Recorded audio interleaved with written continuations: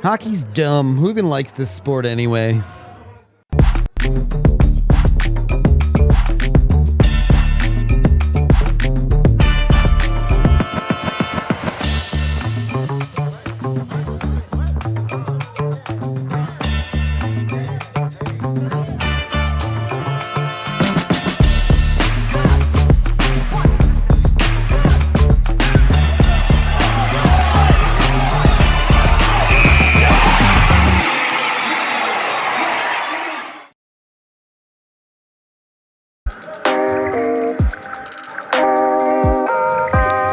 Welcome in the DNVR Avalanche post-game show, live from the Toyota Lounge, a frustrating loser's lounge, but still powered by your Front Range Toyota dealerships and presented by Bet365. We've got J. Mike and Rudo coming to you as the Avs lose to the Predators 7-3. That final score maybe not really indicative of what the game looked like on the whole, but still a game where, as you saw on the title card, more than anything to me, the Avs were their own worst enemy, J. Mike.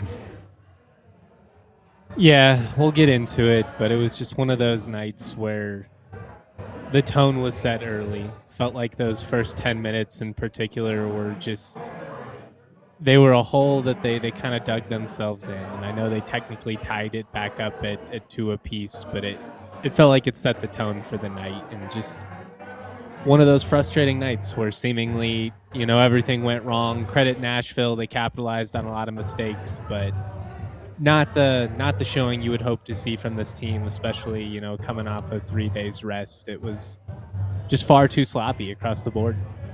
Yep. Never led for a single second of this hockey game for the Avs. The Avs have been such a good team this year that they've gotten away with some things. And I think some of this conversation is some nonsense went against the Avs tonight, for sure. And a fully healthy version of the Avs maybe is able to overcome some of those things. But with the players the Avs are missing, with some of the deficiencies in their lineup right now, they were unable to lock down the defensive side and unable to execute by maybe about this much on the offensive side to get over those humps. And on the one hand, I think this is a valuable lesson to learn for the Avs, that when you're not super ultra juggernaut status, you can't make those types of mistakes and get away with them. On the other hand, I'm extremely frustrated that the Avs weren't able to pull themselves back and get the job done.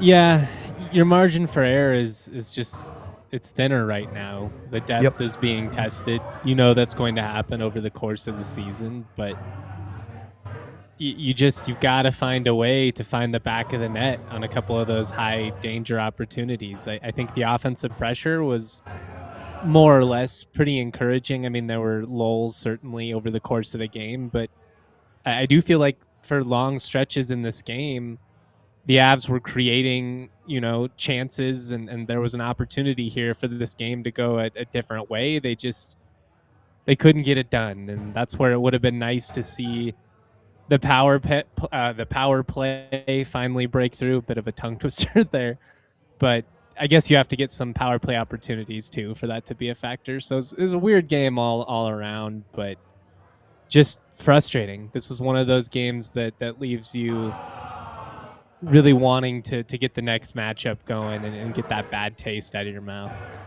Yeah, one hopefully you can forget about quickly here at the very least. I tend to sort of agree with what you're saying. I didn't really have a huge problem with what the Avs did offensively in this game. Obviously, you need to finish marginally better, but also UC Saros is allowed to have a good game. He did. A lot more problem with what a lot of the defensive side looked like in this game. But before we go any further, let's hit the 60-second rundown and break down what all happened. First period, right off the hop, your best players get cooked. Ryan O'Reilly gets the Predators on the board. Quick answer, though, as Brock Nelson gets you back on a rebound that he puts home, only for Ryan O'Reilly to score again a handful of minutes later, only for Brock Nelson to score again a handful of minutes later. O'Reilly and Nelson just going blow for blow in the first period. It's 2 for 2 after 1. Second period, actually thought the Avs played pretty well for a good stretch of, but don't get rewarded. You know how hockey is. When that happens, the goal goes back the other way. The Ryan O'Reilly hat trick is completed with a tip-in goal for him. And then Michael Bunting adds another one late in the period off of a silly, dumb mistake from the Avs that was really the dagger in this game in hindsight.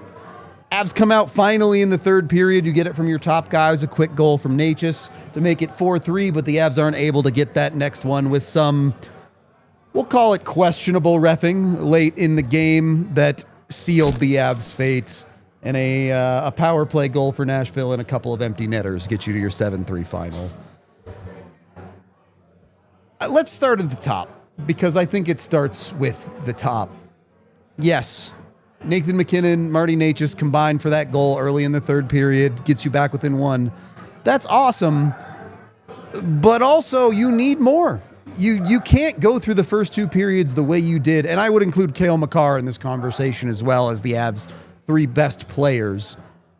The first goal is directly on Nathan MacKinnon's head. He cheats on Ryan O'Reilly positionally, and O'Reilly puts it to him and gets it in the back of the net. MacKinnon just asleep at the wheel there, and coming up with one goal to bring it within one later in the game is not good enough from your best players. Just felt like there was a lot of lazy and sloppy instances tonight from that top group that, Yep. you know, at this stage of the season, I get it. It's kind of the dog days, you know, as you try and like get closer to this Olympic break, but there are just nights where they don't seem to be quite as locked in. And yeah. To Nashville's credit, man, they capitalized on every single one of those instances. Like the Avs left the door open a little bit, they kicked it open. All the credit to them. Like I think they thoroughly outplayed the Avalanche in this game, which is, you know, not really something we've said very consistently over the season, but it also, like, a lot of that was just the product of self-inflicted wounds, and for your top guys to be the ones causing them, it's a bummer. I mean, there were so many things we talked about pregame, from wanting those top guys to be tone setting. You got Blackwood back in the net, and it just felt like kind of across the board, really outside of Brock Nelson. Yeah. There was a lot left to be desired in this game. And I know that this is extreme to say, because Brock Nelson has been unbelievably good for you over the last 10 games. And there have been stretches where Nathan MacKinnon has been quite good for you over those games. But the fact of the matter is, if Brock Nelson is outscoring Nathan MacKinnon for any significant stretch of hockey, that means you're not getting enough out of Nathan MacKinnon. I don't care how good Brock Nelson's been. Your 2C should not be outproducing your 1C in any stretch of the world, especially when you consider that Nathan MacKinnon has been the leading goal scorer in the NHL this year. And for whatever reason, he's decided he doesn't like scoring goals again. He has these stretches, right? Like it's always been kind of, I don't want to phrase this wrong. I don't know, an emotional roller coaster at times with him. Like he's incredible, but he has these stretches where he disappears a little bit until something sets him off. Usually it seems like it's something that makes him mad, then that gets him going again, and then he's in the conversation for the best player in the world. But like, you can't have these types of games from people as talented as him. Like he is the heartbeat of the team. He is the catalyst that makes this whole thing work. If you're getting a C- or worse type effort from MacKinnon, more times than not, it's probably going to be a struggle for the Avs, man. It's just the reality, especially in a world where you're missing Taves and Landeskog. Like some of those auxiliary pieces make it that much more important for the Avs top guys to be great. And at times they were actively detrimental to the team, and that's the recipe for a loss for most teams. That's not just an Avs specific thing. Pretty much every team in the NHL is built like that. And they've gotten away with it a few times this year. So like kind of going back to what you said, it's maybe not the worst thing in the world. You know that at some point they were going to lose a game in regulation at home. They weren't going to keep that home winning streak going for another, couple of months. And I see chat talking about it. Part of the reason that the frustrations for this game for me is the Avs were pretty close to getting away with it again. Marginally better finishing from Jack Drury and Victor Olofsson, and the Avs could have ran away with this game. I really don't think that Nashville actually outplayed the Avs by that much. There were portions of the game, first 10 minutes of the game, absolutely. Nashville was smoking them. Second half of the second period, and not the Avs' best, to say the least. But the Avs put up north of 40 shots in this game. They truly were competitive, if not better when it comes to possession metrics and the like. It's just that Nashville did a significantly better job of finishing their opportunities like you were talking about. And there's some give and take there. First goal, 100% on the Avs. Nashville's second goal is some fluky nonsense. Like let's be honest. And I'm not trying to defend Sam Girard here. Girard has to do a better job of not literally redirecting that puck like he's trying to score into his own net.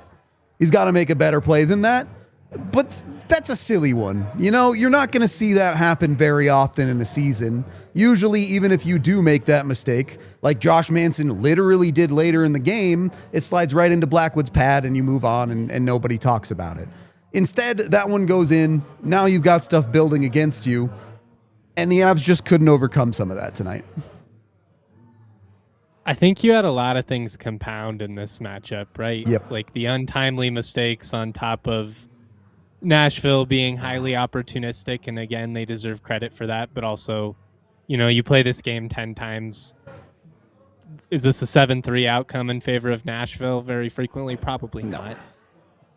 But also, it just, like, the other way, you know, Nashville, they got the fortunate bounces their way. They had the timely saves when they needed them, the odd man rushes, all that. Like, if the Avs had a high danger opportunity, it for whatever reason, it bounced, you know, the wrong way. It was just one of those nights for the Avs where, like, they just didn't seem to have their A game on top of a little bit of getting goalied, your goalie not performing to his best, although how many of those goals are truly on Blackwood? One or two, maybe.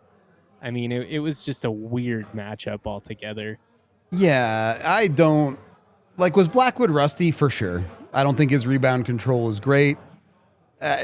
There is some work that he needs to put in to get back to being where he was at. But I don't know how you blame him for any of the first three. The first one's Ryan O'Reilly alone in front of your net, makes a great move to his backhand side and roofs it. The second one is, hey, defenseman, don't rip it 5-hole on me, please, thanks. And then the third one's a tip play in front. Like, what is Blackwood supposed to do about any of those? The fourth one is bad defense from the Avs, but I think that's the one you're looking at and you're like, if Blackwood gives you a great save there, maybe this is a different hockey game. Unfortunately, Bunting put a good shot on net and Blackwood made himself a little bit small and it goes in the back of your net. The fifth one, I think you also probably want to save on, but that's almost irrelevant to me. We'll have a conversation about it when I feel like being mad about something that isn't the Avs' own fault. But yeah, I struggle to place much blame on Blackwood for this game, even if he was not the better goaltender, which Saros was awesome for significant portions of the game. You got to tip your cap a little bit and give that guy a little bit of credit. I also don't want to give the Avs a free pass, though. You look at the first 5 minutes of this game, and you're talking about 4 separate instances of a Nashville player alone with the puck in front of your own net. It easily could have been 2 or 3-0 Nashville early in this game because of how sloppy the Avs were defensively, and Blackwood did enough in those scenarios to keep this game close. Yeah, I mean, I kind of going back to what I said at the beginning, like, it felt like this game, the tone was set almost immediately. And I know that Nelson, you know, being able to get those plays, it helped you make up for that a little bit. But I don't think the game being tied at the end of the first is really where it should have been. It felt like they got pretty significantly outplayed there for a large portion of that period. Yeah, and the Avs get away with that in the sense of they end the first period tied, right? Because Brock Nelson stepping up, because the second half of it, they did play better in the second half of the first period. And then that ends up being all for nothing because you don't clean up some of those defensive issues that you were having. And this is a bigger growing problem for Colorado. So maybe we'll get into it in the second period here, but their team defense should not be as bad as it is because you're missing a couple of guys. Something needs to get cleaned up there. That group altogether, I mean, it can't be that big of an excuse, right? Like you've given up some pretty ridiculous instances here. It's just got to be tightened up across the board. Yep, fully agree. All right, should we shout out a few of our sponsors?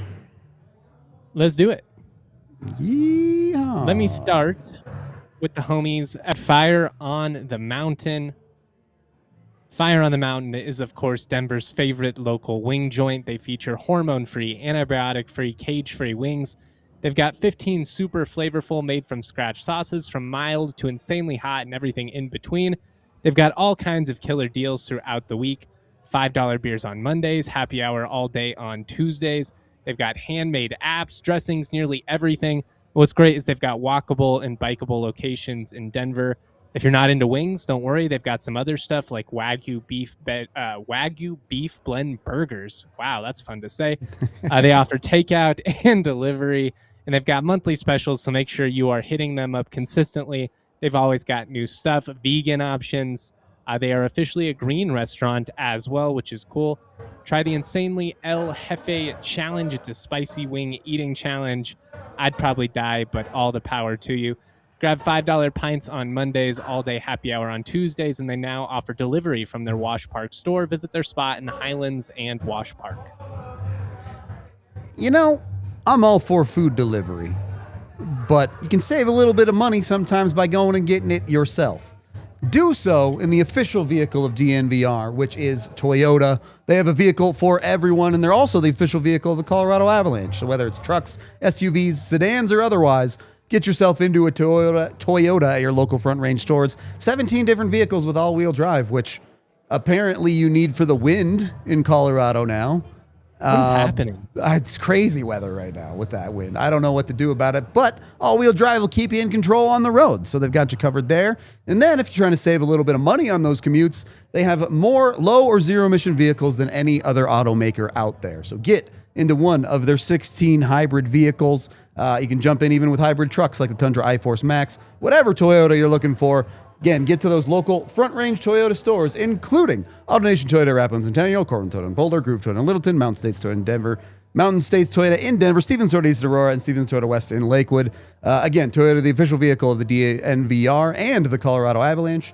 Toyota, let's go places. Second period of the DNVR Avalanche podcast. Look, I can understand where some defensive lapses might occur when you lose Devon Taves and you have a jumbled defensive core. When you lose a Gabe Landeskog, who's one of your better defensive forwards. I understand that slip-ups are going to happen. But we are now 5 games into this experiment, at least of being without Taves. And mistakes like MacKinnon losing a guy, sure, I understand. But consistently making poor puck decisions, giving up 2-on-1s the other way, losing the center of your ice, chasing in your own zone the way we've seen the Avs do over these last handful of games. These are not issues that should be springing up because you're so reliant on these guys that you're missing. You have a team system that you should be able to play with, even if you're facilitating a new guy in some of these roles. And it's weird to me to see the Avs struggle with some of the decision-making on the defensive side that's been happening over the last couple of games. And I can't, am I overreacting to what is a down stretch for Colorado, or is this something that they need to address and fix? There's probably a small element of overreaction just because we're in the moment and we're coming off of a especially annoying showing. Yeah. That said, if it were a skill issue or a talent issue, you'd almost be able to justify it more. When it's just lapses, bad judgment, sloppy passes. Obviously, not every pass is going to be perfect, but that's the stuff that drives me crazy. And it's pretty consistent, and it's been pretty untimely in Yeah. some of these, key goals allowed. So I do think it's something that they have to prioritize. I mean, along with the power play, obviously, which is going to be endless until they figure it out. But it's something that I think has been consistently an issue for you now, and it's been sustained enough that clearly something's got to give. Like you can't keep doing this night after night and expect anything different, really. I mean, you've won some of these games, I know, but like it's been real. I'm with you. It's hard to explain some of these. Like these it's not like you've got your fourth line out there or something like that. I mean, these are guys you depend on that are having some of these struggles right now. You're just making your life too difficult. You are a great hockey team. You are capable of coming back in these repeated situations because you are that good. Sometimes it's worth reminding yourself that that's not what's supposed to happen. When you trail, you're supposed to lose. The team that scores first wins almost 2/3 of the time in the NHL. And I know like the correlation there isn't necessarily 100%, but the Avs do a really good job of winning when they're supposed to this year. When they're leading going into the third period, they still have not lost a hockey game this year. You need to do a better job of setting yourself up for success if you're Colorado. And that's where the problems have come in for me, especially from your top guys. You don't have to be from behind a lot of late, man. Exactly. Yeah. You don't have to be superhuman 4-point Nathan MacKinnon every night, but you can't be the guy getting scored on 30 seconds into the game and making your life harder. Sometimes the superstar play is just to keep it steady, and the Avs haven't gotten enough of that. I will say I understand the impact of the losses on the D-core a little bit more.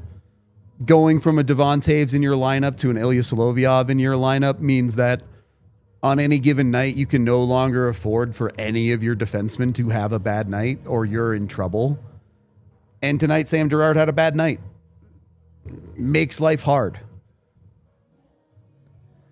I wouldn't go on Twitter if I were Sammy G tonight. I would just take the night off. Let's do some no screen time, buddy. Find a way to put that one past you. It was unfortunate, man. This was one of those games that kind of ignites the commentary that's been, pretty consistent over the last year and a half or so. It's just your margin for error is slimmer at the moment. We've talked about it a lot. And when you have a night like tonight where you start having multiple elements of the game compound against you, this is how it can get ugly. And I do think, again, there's some of this is just us being frustrated in the moment. I don't think either of us are panicking about the Avalanche in the long term. It's the dog days of the season. There are going to be games like this. Losing a game at regulation and home in mid-January for the first time is still pretty remarkable. But they got to figure it out, man. Like, especially at home, like it's frustrating to see them kind of blowing this opportunity here, especially given that Dallas is struggling. Like, yes, this loss doesn't kill you in the grand scheme of things, but this is how you prolong the season. Like, this is how you make things interesting going into late March, April, when you really have an opportunity here to put a stranglehold on things, like with a month to go. Yep.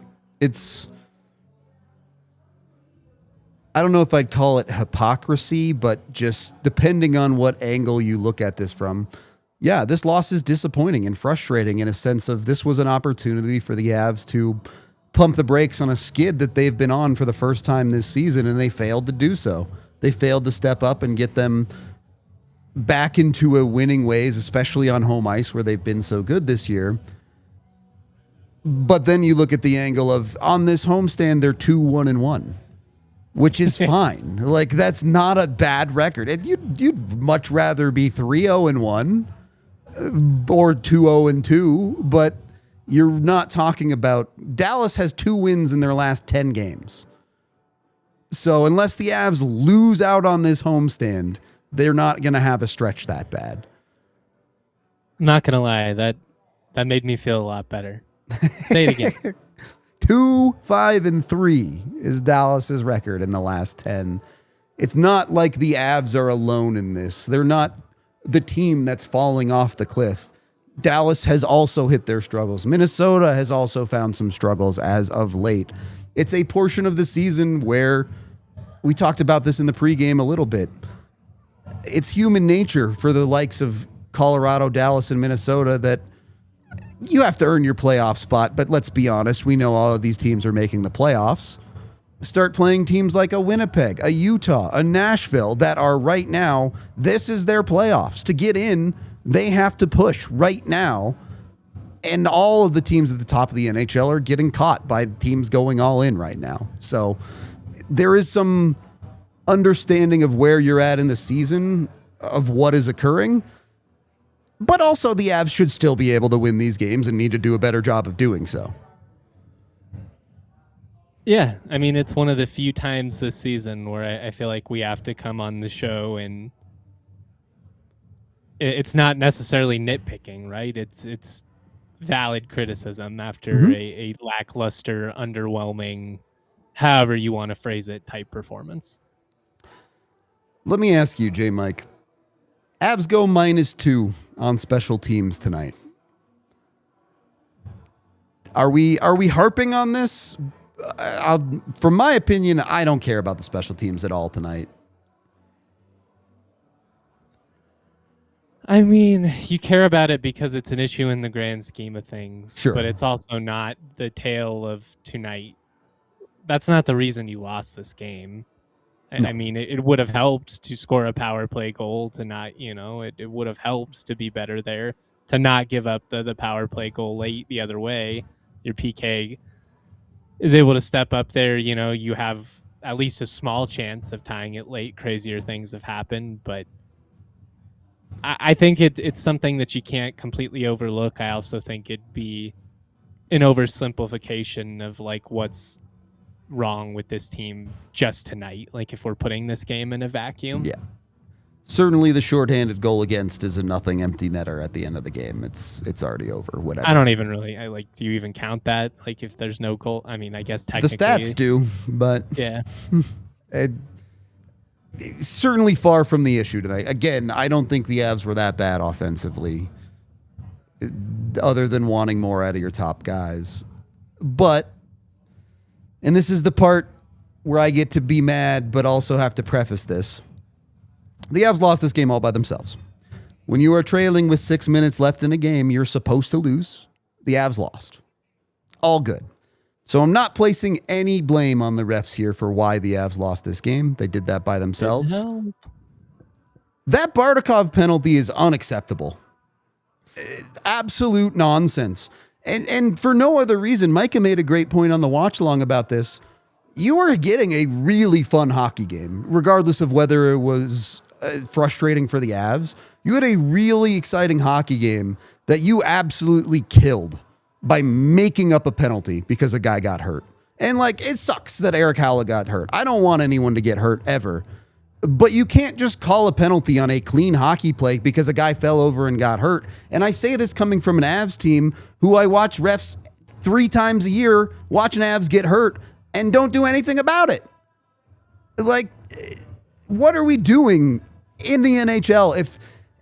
And even in a world where they call it in the moment and it's a 2-minute minor and we move on with our lives, okay, fine, whatever. People make mistakes. You called it a major so you could review it. You take 5 minutes to look at the review on this iPad. You keep looking, clearly looking to make something up so that you can make a call. And you come back and tell me it's 2 minutes for interference on a guy who just played the puck getting hit, and it's not even a big hit. Bardakov doesn't even hit him that hard, and we're just unbelievably disappointing. And maybe even more so disappointing is the made-up makeup call they make later to say, well, we evened it out for the Avs. Yeah, but the game's 6-3 and over now. It's a joke. Yeah, it's just the timing of that call is rough, and it didn't seem like they called a penalty live until they noticed that he was down on the ground. Yeah. And then I guess they call it the they go and review for the major penalty. They come back with interference. He's playing the puck, didn't hit him in the head. It's shoulder to shoulder contact. Yeah. It wasn't like it was egregiously late or anything like that. I mean, it had Lyles and the broadcast crew dumbfounded, and I certainly didn't understand what was happening. But it's just, you hate when a call like that swings the possibility of the comeback. Like, it felt like maybe they're going to force this game to OT, like we've seen them do so many times this year, and just with that call you kind of knew, all right, well, and then you felt the air kind of come out, and that was the game, which sucks. But like you said, I mean, this game was far more frustrating than that one call and that one little instance. Like, we can highlight it, and it was ridiculous officiating, but the Avs shouldn't have put themselves in the hole repeatedly. Like, it shouldn't have come down to that in the first place. But it is maddening, and the fact that they very clearly knew it was the wrong call by giving the Avs the makeup call down the line makes it that much worse. It's just it's tough to explain. You look at these comments are absurd. You look at stuff like that, and I'm not a conspiracy theorist. I don't believe that very much of these things are happening. I know it happens like occasionally across sports. Just look at all the NBA problems they've had over the years. But you can see why opinion turns against the NHL. When something like that happens, I relate to the people on the internet saying investigate the league, because what the hell are we doing? You have a review system in place to get these things right, and you're using it to intentionally find reasons to get calls wrong. It drives me crazy. I got to drop this. I can't. We got to talk about the actual hockey game, because this didn't change the outcome. I truly do believe the Avs probably were going to lose anyway. Anyway, let's take our second break of the show so I can blow off some steam here. Breaking news. They've done it again. Of course, I'm talking about Taco Bell. They have brought back their cheesy dipping burritos. Get yourself a set of 2 warm snack-sized burritos, each loaded with a grilled, marinated steak or savory slow-roasted chicken, a blend of melty cheese and flavorful sauce, all wrapped up with a layer of melty cheese grilled on the outside, paired with a choice of dipping sauce, flavorful creamy garlic sauce, creamy chipotle sauce, or nacho cheese. I wish I had like the deep voice like they do on the commercials. While you're at it, don't forget to grab something from Taco Bell's crispy chicken menu. Whether it be a taco, burrito, strips, Taco Bell's crispy chicken delivers every single time. They do not miss over at Taco Bell. If you guys missed it, even Jokic has had the quesarito now. If Jokic is on board, we have to be on board. Those are the rules. With the football playoffs taking full effect, be the hero of the party. Don't forget to pick up a crispy chicken game day pack featuring chicken strips, soft tacos, plus Taco Bell's amazing nacho fries. This is definitely a winning combination. Shout out Taco Bell. Live Moss. I also would like to talk to you guys about Xfinity, specifically their 5-year price guarantee. What if you could have reliable and intelligent Wi-Fi? What if you could keep it at the same price for 5 years? That sounds pretty good, doesn't it? Well, that is the Xfinity 5-year price guarantee. Imagine your Wi-Fi making everything in your home work together, that finds and fixes problems before you even notice them, like super intelligent Wi-Fi with a 6th sense that lets you stream the game even when the whole family is online. I remember back in the day, my brother would set my dad off streaming, the old school 360. We could have used Xfinity, would have prevented a lot of awkward family dinners. Shout out my dad and my brother. Love you both. Love Xfinity, though. The best part, no annual contracts, no hidden fees, and Xfinity's best equipment is included. Take it from me, a lot can change in 5 years. Championships are won, records are broken, dreams grow bigger, but your Wi-Fi, it should stay reliable, and the price should stay put. Lock in your price and unlock the possibilities with Xfinity. Learn more at Xfinity.com. Xfinity, imagine that. Select plans only. Restrictions do apply. Third period of the DNVR Avalanche podcast. Maybe I'm giving the Avs too much credit. Maybe I should be more frustrated with this Colorado Avalanche team, because Jared Bednar sure was not happy with this team at the end of this game. Let's hear from Coach Bedsy very briefly in postgame. I'd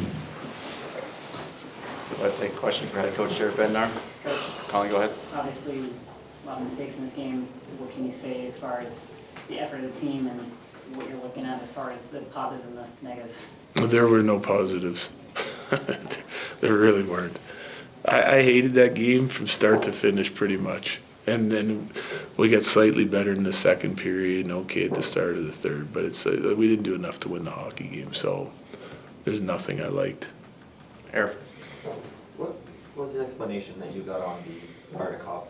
I didn't even ask. I mean, it was obvious. They called the 5, which I think is a great idea if you didn't get a look at it. No one's hand went up, so they get together after and think, well, maybe it's something. And they call the 5, and then they review it and decide if it's 5, 2, or nothing. And they decided on 2. I can't say I agree with them, but that's the call they made, so that's what call we live with.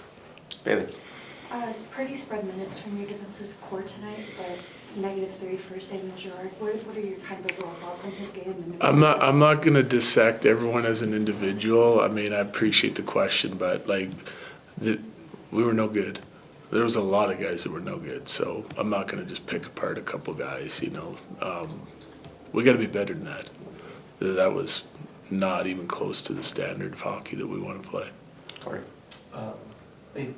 Okay, so this is like the first time you've said these things, and it's whatever it is, game 46. But you have lost, I think it's 4 out of 6 now. Is there anything that kind of connects the 4 losses together, or were those 2 games in Florida not really anything to do with it? No, there's trends that are coming our way. So you're missing key guys, so everyone's job becomes more important. Okay, so then if I'm going just looking at that, what are some guys doing in our lineup from what expectations are in the way they play and the way we know they can play for long periods of time, and what are they doing now? It's not enough. Okay, that's 1. So that's on the individual themselves to get going. 2 is we're not defending hard enough.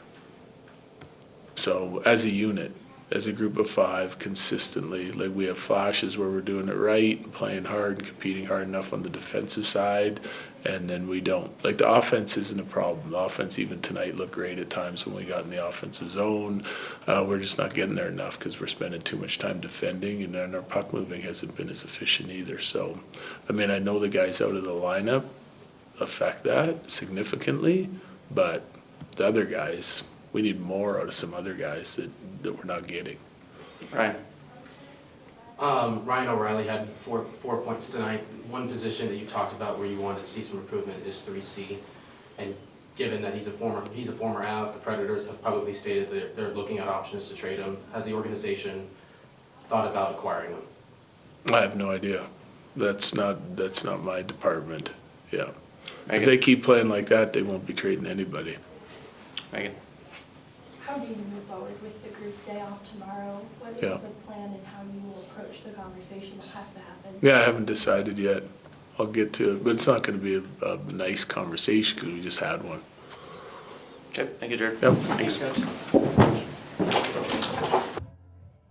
Pretty brief. But it's nice. I like it.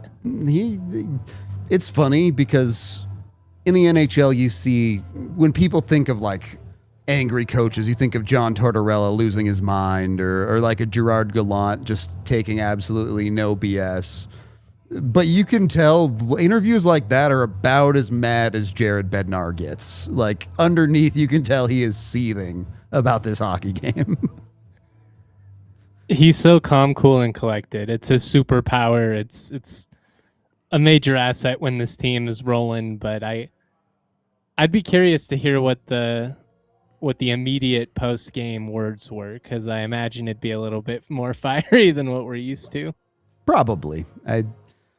Bedsy's not the type to come out very often and say, I hated absolutely everything about this game.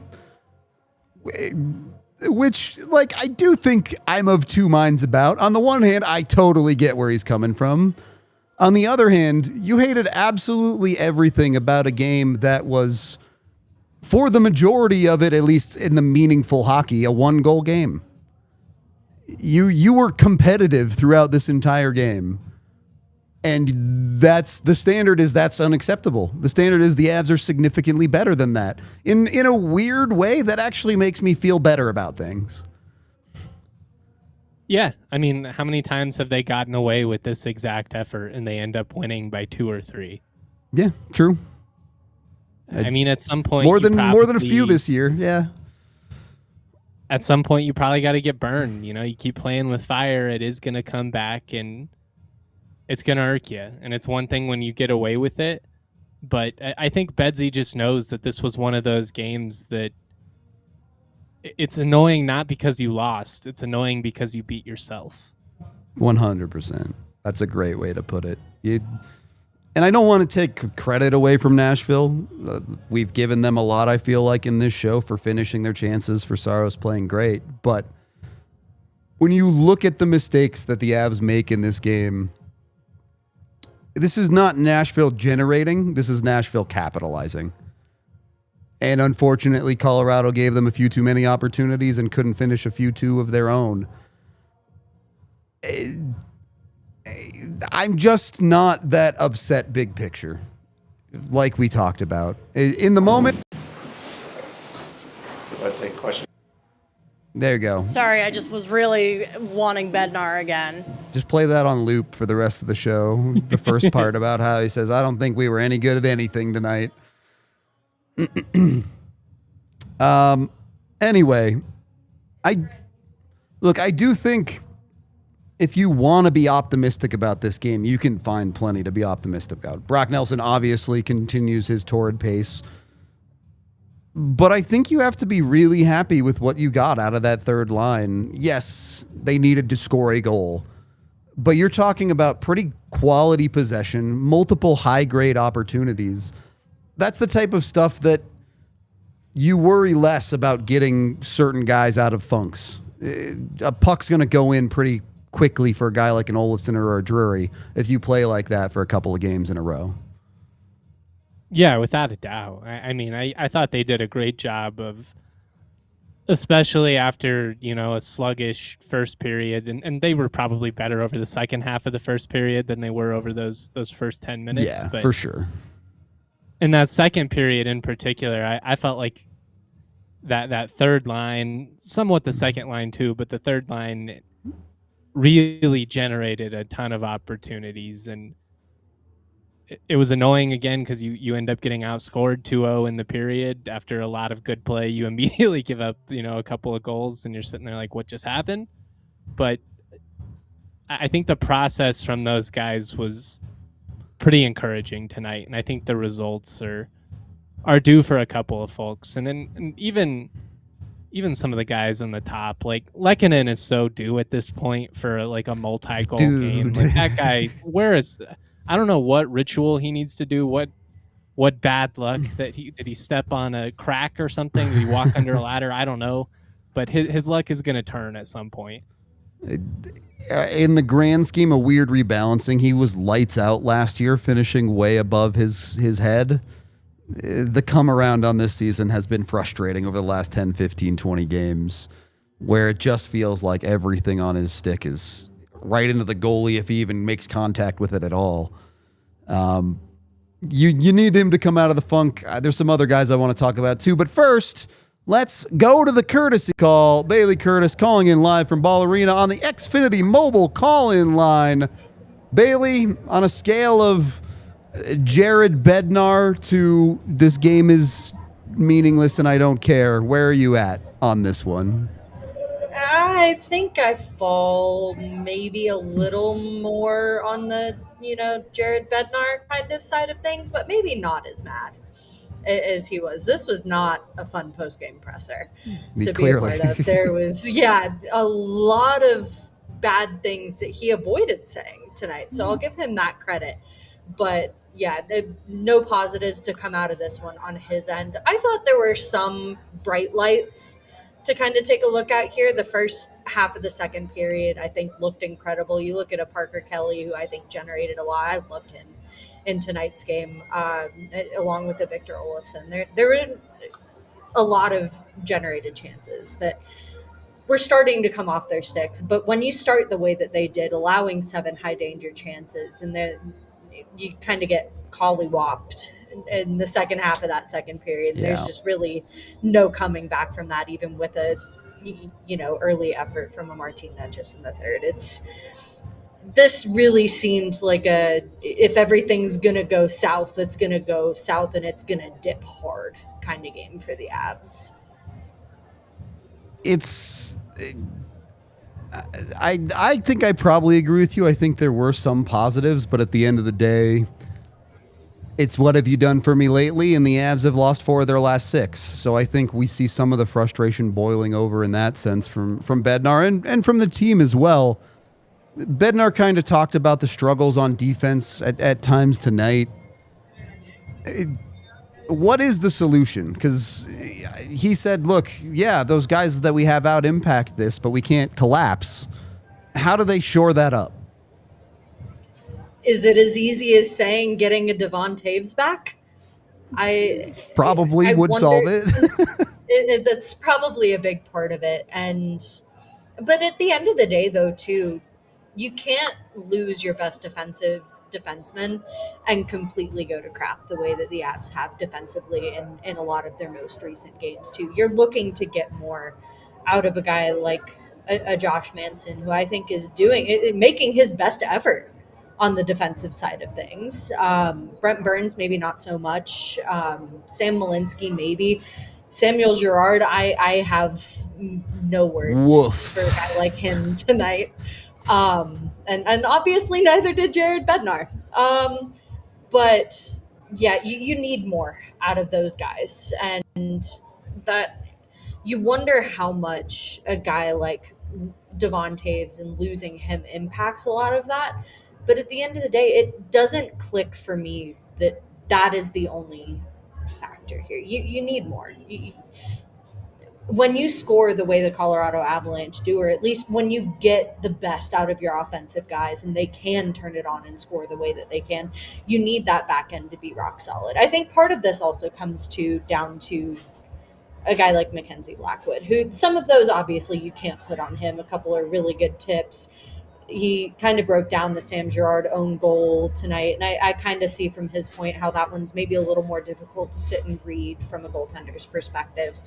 But he looked really shaky in tonight's game too. So yes, a lot of that is just defensive breakdown. They're kind of losing the puck all throughout the ice. Valeri Nichushkin's part of that too. You need more defense out of those defensive forwards too. So it's a full game or a full team effort out of this tonight.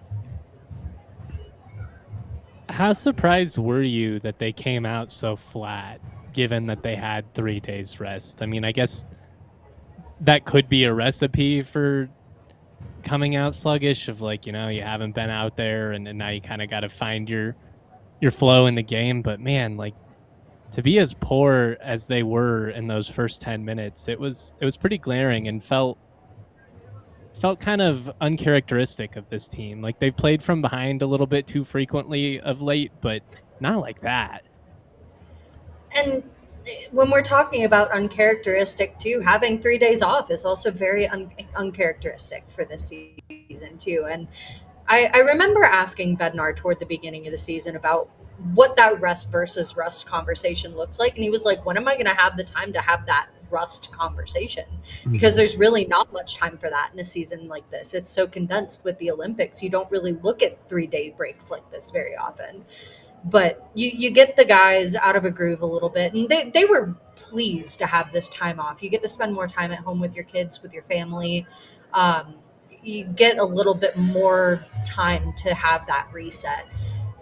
But again, they're not used to situations like that. They're not used to having that much downtime. And I think that can mess with a psyche a little bit more than maybe people expect. And maybe even they expect too. As much as you want to say, yes, you have a lot of rest here to get well-deserved rest after what's been a very condensed schedule. But there is such thing as maybe getting out of a groove, getting out of a routine. And I think that's where you lose some of the guys in a game like this too. It sucks because you want that more, and you maybe get that more in a season where you're not seeing the Olympics overseas. But that's just kind of the reality of this situation. What I hate too is you've got 2 more days before your next game as well. So there's even more of that rest coming up too. And I'm not a huge fan of that. There's going to be a lot of conversations happening over the next 2 days. Bednar was very quick to mention that they're not going to be good conversations given some of the, or I guess to him, all of the negatives that came out of this game. But it's hopefully you can turn that into we're hitting the ground running and we're going to work until we get to our next game day. And that hopefully gets the guys back into a little bit more of a routine. Got to find something to do different after that one.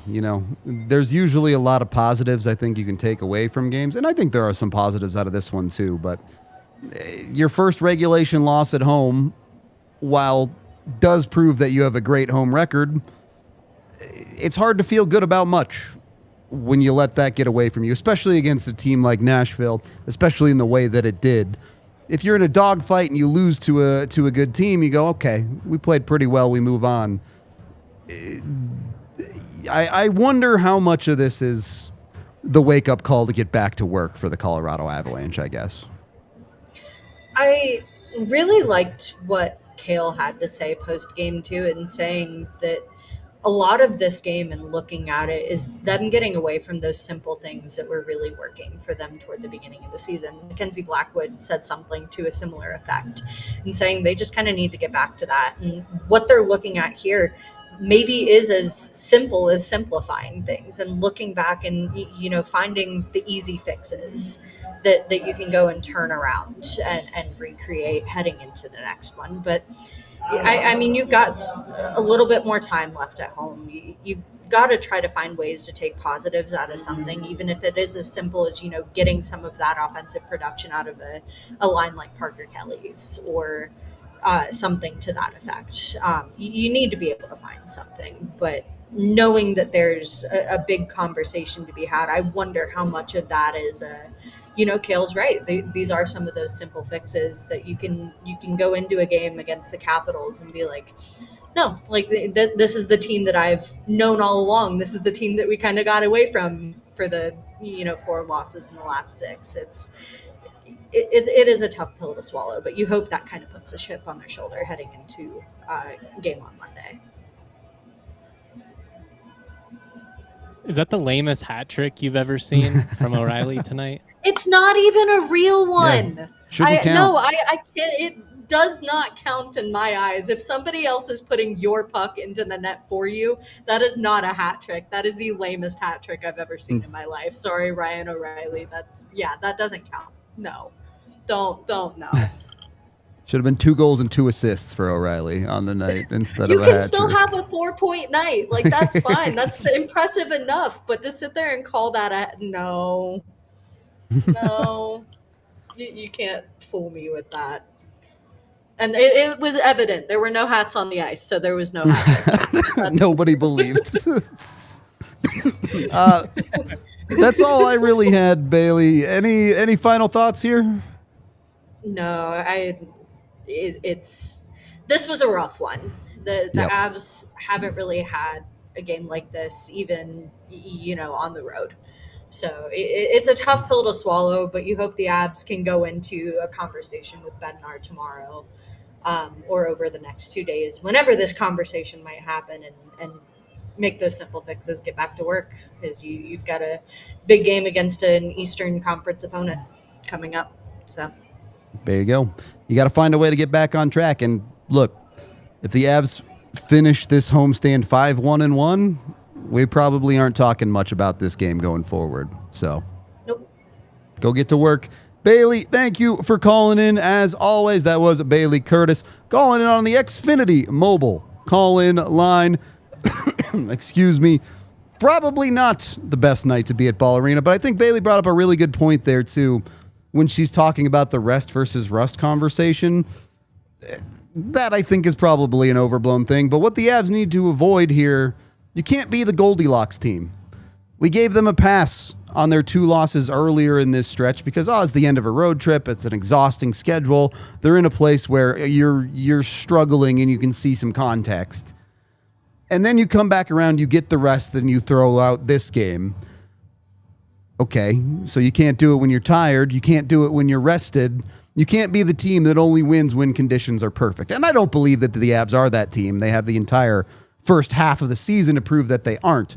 But I can see where those type of concerns crop up and say, hey, if you do that in the playoffs, you're going to be out quick. I mean, at some point, you are what your play says you are, right? And Yep. over the course of this season, the Avs obviously are a phenomenal team. What they're doing has been historic, but you have here, I guess, about a 2-week stretch that's kind of left you hoping for more. And there've been some nice wins in between there. I know, you have the blowout over Ottawa. They're terrible. It's exactly what you should do. But this needs to be a wake-up call moment. This is an instance where you've got to re-lock in and you've got to get back to doing the little things that allowed you to be so successful in the first place, because you were able to, win 17 straight home games, get to mid-January without losing a game in regulation, all while having one of the worst power plays in the league. So if you can do the things that you've done well all season, 5-on-5, you're going to be just fine. But this is now an extended stretch of not good enough, especially for this team. And the standard is absurdly high, but the standard is what it is for a reason. So meet it. A really good team can win a bunch of games when they're playing well. The great team's got to know how to stop the skid. You can't let things get out of hand if you want to be a great team, because that's how you get over the hump in the playoffs. You're not going to go 16-0 in the playoffs. You're going to have losses. You're going to have bad games. You're going to have bad stretches. For a good portion of this season, the bad stretches were the Avs finding ways to win those games anyway. Now you've taken a couple of losses and you got to learn how to find that next win and bounce back. Show your resilience, right? Yep. Prove that you can win when you're a little bit shorthanded, certainly far less so than we've seen this team be in seasons past. So again, I think that's too big of a crutch to just say, oh, well, we don't have Landeskog out there right now, or even him and Devontae's at the same time. It's like, oh, still got Nichushkin out there. You got your 2C issues, solved. Like there's plenty to work with the guys that you have going right now. So show that you can grind it out and kind of pull yourself out of this funk, which is probably being dramatic, or that's probably hyperbole, but you know what I mean. Well, and the fact that you bring up Nichushkin and Bailey brought him up too, he's the guy. Other than like the stars that we talked about, when you lose someone like Gabe Landeskog, role-wise, stylistically, Nichushkin is the guy you're looking to step up and help fill a lot of those roles, at least the on-ice product, not necessarily the leadership and things. Since Landy has gotten hurt, Val Nichushkin recorded his first point tonight, and it was a nothing secondary assist on Brock's first goal. And then he turns around and is directly responsible for the turnover on what ends up being the game-winning goal against you. You need more out of that guy. You need... When the Avs are healthy, their top 9 depth is so outrageously good that teams don't know what to do with it. And you're now getting a version of the Avs top 6 where it's Brock Nelson versus the world and everyone else is kind of just around. I'm here for the Brock Nelson redemption tour. Don't get me wrong. This is the renaissance of Brock is upon us, and I'm here for it. I'm absolutely here for it. But you can't afford to have these stretches where, especially when MacKinnon and Makar are quiet, like that's more than ever when you need someone like Nichushkin to do what he can do and flip a game with the way he can just create plays for you. I mean, that guy at his best is obviously an incredibly talented offensive player, but what I love about him is his grittiness and his ability to impact the game that way for you. And the goals are going to come, but it's felt like a while since we've even kind of seen him seeking those opportunities. Like you got to shoot the puck to have the opportunity to score, right? And I don't know if he's necessarily been as aggressive as I would hope to see on that end of the ice. And there's give and take there too, right? If he's not been super aggressive, but we were getting elite defensive acumen out of him, you'd say, all right, he's filling that Landy role in a way of giving you something effective. But especially these last two games, you're not really getting it on either side from him. And that's not good enough for a top 6 player. That's just what the bottom line is on Val. So I do somewhat agree with Bednar. I know we've singled out a couple of guys, but you win as a team, you lose as a team at the end of the day.